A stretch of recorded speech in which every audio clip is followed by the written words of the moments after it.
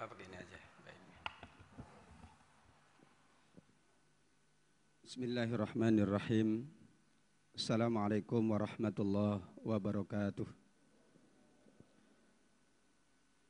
Alhamdulillah. Wassalatu wassalamu ala rasulillah Muhammad ibni Abdillah wa ala alihi wa sahbihi wa mawalah. La hawla wa la quwwata illa billah. Subhanaka la ilma lana illa ma 'allamtana innaka antal alimul hakim. Allahumma barik lana fi majlisina, barik lana fi ayyamina, barik lana fi ta'atina, barik lana fi kulli ma a'taitana ya Rahman ya Rahim. Amin. Amma ba'du. Jamaah kaum muslimin wal muslimat yang dirahmati Allah Subhanahu wa taala, alhamdulillah. Betapa besar rasa syukur kita kehadirat Allah. Kita sudah memasuki hari-hari terakhir Al-Ashrul Awakhir min Ramadan. Dan malam hari ini adalah malam yang ke-25. Mudah-mudahan sampai nanti kita menyelesaikan ibadah Ramadan, Allah tetapkan iman dan Islam kita. Allah senantiasa memberikan kita pertolongan, dan Allah senantiasa memberikan keberkahan dalam kehidupan kita. Amin ya rabbal alamin. Salat dan salam kepada Rasulullah sallallahu alaihi wasallam, manusia pilihan, manusia terbaik yang kita bangga menjadi umat Rasulullah sallallahu alaihi wasallam. Kebanggaan itu tentu kita manifestasikan dalam bentuk meneladani, mencontoh dan mengamalkan sunnah-sunnah Rasulullah sallallahu alaihi wasallam. Ma'asyiral muslimin wal muslimat yang dimuliakan Allah. Ada dua ayat yang perlu kita jadikan sebagai pedoman prinsip bagaimana kita menjalani fungsi kita sebagai abid. Fungsi kita sebagai abid kepada Allah Subhanahu wa taala. Yang pertama Az-Zariyat ayat 56. Wa ma khalaqtul jinna wal insa illa liya'budun. Wa ma khalaqtu, bahwa Allah tidak pernah, tidak akan menciptakan jin dan manusia, melainkan manusia dan jin itu memang diciptakan oleh Allah untuk menunjukkan abidnya, fungsi abidnya kepada Allah Subhanahu wa taala secara totalitas. Diperkuat dengan surat Al-Hijr ayat 99. Wa'bud rabbaka hatta ya'tiyakal yakin. Ini ayat terakhir dari surat Al-Hijr. Mengabdilah engkau kepada Allah, batasnya adalah sampai engkau dipanggil oleh Allah, sampai datangnya al-yakin. Para ulama tafsir sepakat al-yakinu ma'nahu al-maut.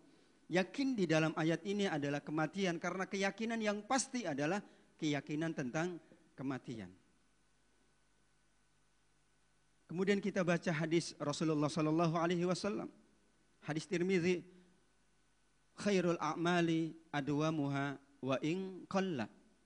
Sebaik-baik amal itu yang terus-menerus secara kontinu dilaksanakan oleh manusia yang menjadikan dirinya berfungsi sebagai abid kepada Allah Subhanahu wa taala, meskipun tentu karena proses, karena keterbatasan waktu, karena ketersediaan sarana prasarana, karena keterbatasan manusia itu sendiri dengan keadaan yang beragam, kadang-kadang tentu tidak mungkin kita menunjukkan ibadah kita secara tinggi pada waktu-waktu dengan kadar dan kuantitas yang sama, tetapi minimal wa in qalla, kata Rasulullah sallallahu alaihi wasallam, sebaik-baik amal itu adalah yang kita lakukan secara berkesinambungan, meskipun sedikit, meskipun tentu bertahap, meskipun tentu berproses.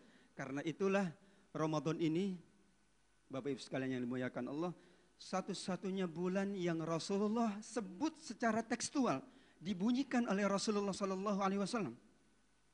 Qad ja'akum syahrul ramadhana syahrun mubarak. Dalam riwayat yang lain, atakum ramadhanu syahru barakah. Bukan berarti Sya'ban tidak ada keberkahan, bukan berarti Syawal tidak ada keberkahan. Tetapi kalau sebuah bulan langsung disebutkan oleh Rasulullah secara eksplisit, dibunyikan ini bulan yang penuh dengan keberkahan telah datang kepada kalian. Itu sebuah jaminan bahwa memang apapun yang kita lakukan, bahwa dimanapun kita melakukan kebaikan itu, bahwa sedang apapun kita melakukan kebaikan itu, maka tidak akan pernah keluar dari keberkahan Ramadan yang sangat dimuliakan Allah Subhanahu wa taala. Inilah hadirnya Ramadan untuk memperkuat fungsi abid kita. Dan ternyata benar Bapak Ibu sekalian, betapa ringannya langkah kaki kita menuju ke masjid, betapa mudah kita mengkhatamkan Al-Quran, betapa ringan tangan kita untuk memberikan infak dan sedekah.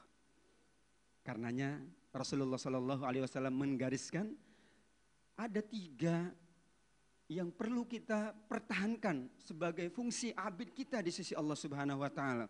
Jika kemudian 3 hal ini tidak kita pertahankan, wallahu a'lam, jangan-jangan fungsi abid kita masih perlu dipertanyakan oleh Allah Subhanahu wa taala. Yang pertama, kathratu as-sholawat. Fungsi abid kita yang paling tinggi adalah kita tidak pernah, bahkan kita berusaha mempertahankan sholat-sholat kita sampai kita menghadap Allah Subhanahu wa taala. Dan subhanallah, ternyata di Ramadan kita sudah mampu membuktikan satu fungsi dari abid kita dengan banyaknya sholat-sholat yang kita lakukan. Ada sholat taraweh, ada sholat qiyamul lail, dan ada sholat-sholat yang lain. Mudah-mudahan ini kita pertahankan sampai kita menyelesaikan ibadah Ramadan. Bahkan pasca Ramadan, fungsi abid ini masih terasa dalam diri sanubari kita semuanya insya Allah. Yang kedua adalah kita diberikan oleh Allah fasilitas yang sangat besar sekali di Ramadan ini.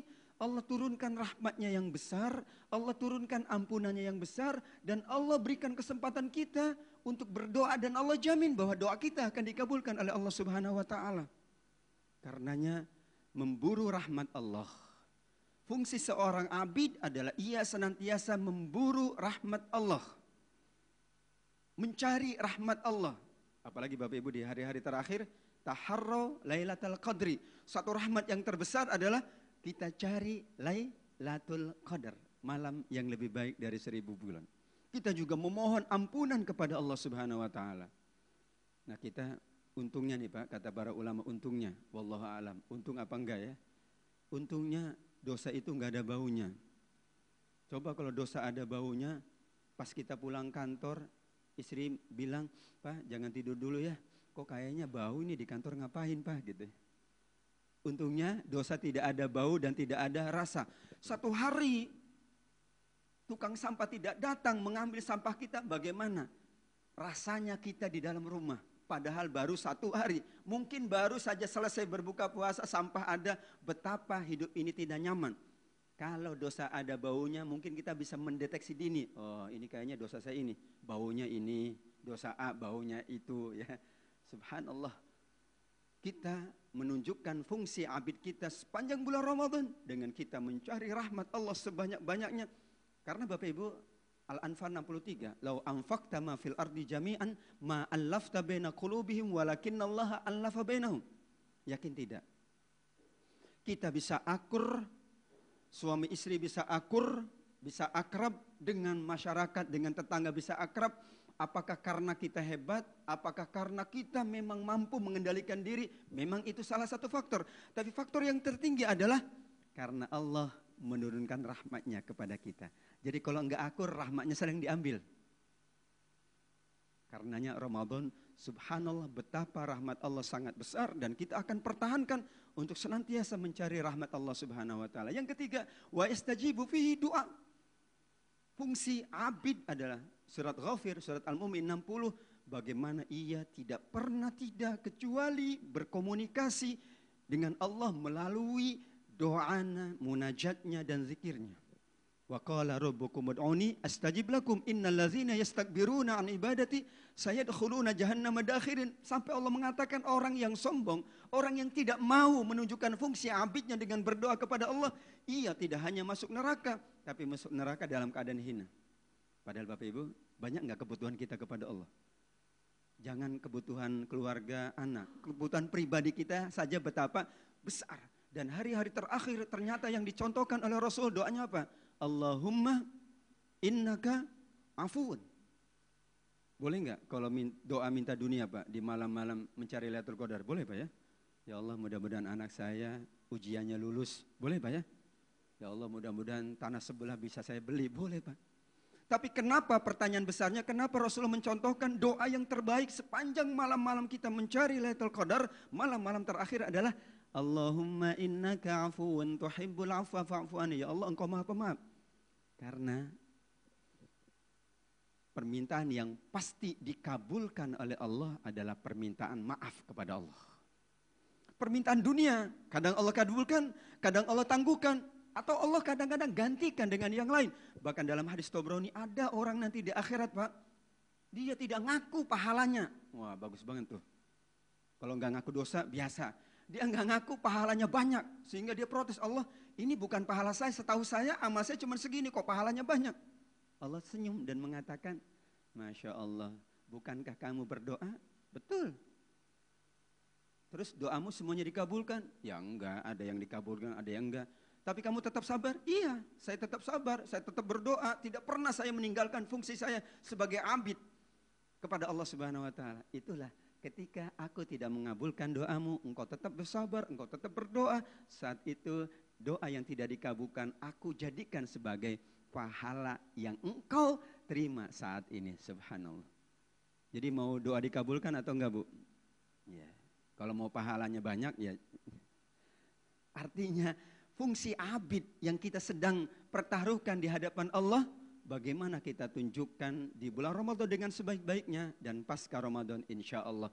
Inilah sesungguhnya makna dari surat Az-Zariyat ayat 56, kemudian Al-Hijr 99 dan hadis Rasulullah SAW. Mudah-mudahan kita senantiasa mampu mempertahankan ini fungsi kita sebagai abid di hadapan Allah dengan berbagai aktivitas ubudiyah yang sangat beragam ini menjadikan diri kita senantiasa berada dalam ridha Allah Subhanahu wa taala. Amin ya rabbal alamin. Demikian hadanallahu wa iyyakum ajmain. Mohon maaf atas segala kekurangan dan kesalahan. Mudah-mudahan hari-hari terakhir ini lebih baik ibadah kita, lebih baik amal soleh kita, lebih berkualitas karena kita memang menjalankan fungsi abid ini secara total, terutama di hari-hari terakhir bulan Ramadan, sehingga kita mendapatkan Lailatul Qadri khairum min alfi syahrin. Amin ya rabbal alamin. Demikian, mohon maaf dan terima kasih.